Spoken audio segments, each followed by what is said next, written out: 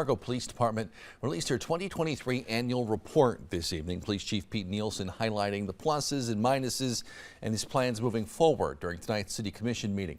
Valley News Team Zachary Wyand was there and has details. The West Fargo Police Department released their 2023 annual report today, with Police Chief Pete Nielsen presenting it to the City Commission.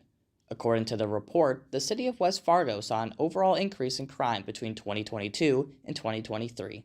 We've decreased in crimes against person by 2.8%, but we've increased by 6.9% in property crimes and 6% in drug crimes.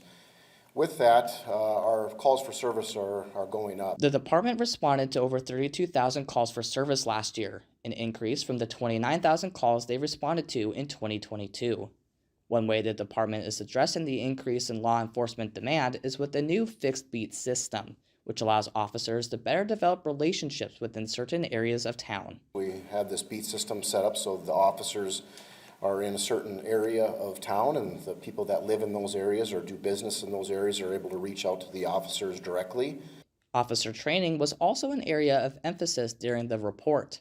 Nielsen says the department logged over 7,000 hours of training last year, covering topics ranging from de-escalation to bias training. The department also plans to add to their training program in 2024 with the implementation of VR headsets, a first-of-its-kind program in the state.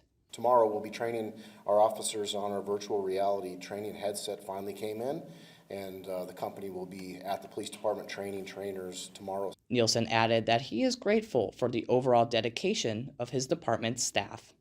Reporting in West Fargo, Zachary Wyand, Valley News Live.